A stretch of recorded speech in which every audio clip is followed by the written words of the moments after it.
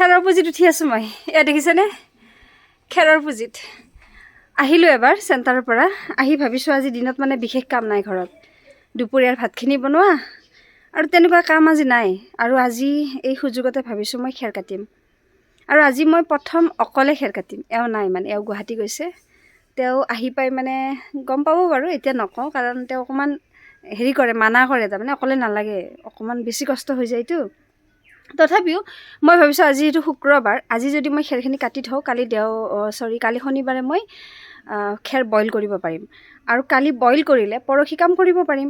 গতিকে সেয়াই এটা প্লেনিঙত কাম কৰিব লাগিবতো। আৰু আজিকালি কি হৈছে, ৰাতিপুৱা ইমান ঠাণ্ডা, ৰাতিপুৱা ঠাণ্ডাত মানে কাম নহয়, আৰু গধূলিটো আৰু সময়ে নাই আবেলি।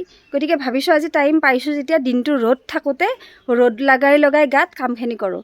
আৰু মই দেখাইছোঁ চাওকচোন আমাৰ খেৰৰ পুজিৰ অৱস্থা।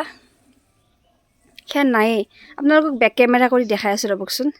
দেখিছেনে খেৰ, এইটো পুজিৰ খেৰ একদম তলা ওলাই গৈছে, দেখিছে? এইয়া মই বাৰু অকলে কৰি আছোঁ। আৰু এইখিনি দেখিছেনে, এইখনৰে তাৰমানে এনেকৈ কোচাই আনো, অকণমান ৰিক্সো হৈছে। এইয়া এইফালে মানে ফাক আছে। আৰু এটা পুজি আছে কিন্তু আমাৰ, এয়া চাওক, সেই পুজিটো আছে আৰু সম্বলখিনি আছে মানে। এইবাৰ আমাৰ ধান খেতি নাই যিহেতু, আমি কিন্তু এইবাৰ খেৰ কিনিম, মানে খেৰ কিনিব লাগিব বেলেগৰ পৰা।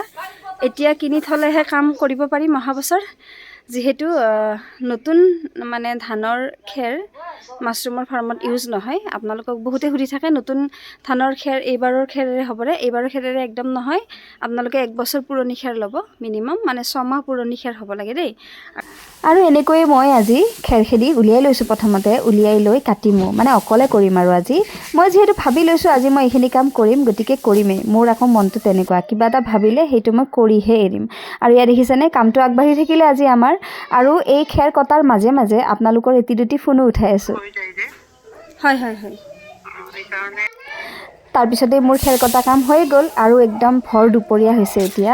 আৰু দেখিছেনে ইমানখিনি খেৰ মই কাটিলোঁ, লগতে খুব গৰম লাগিছে। কষ্ট কৰাৰ কিন্তু এক সুকীয়া আমেজ আছে।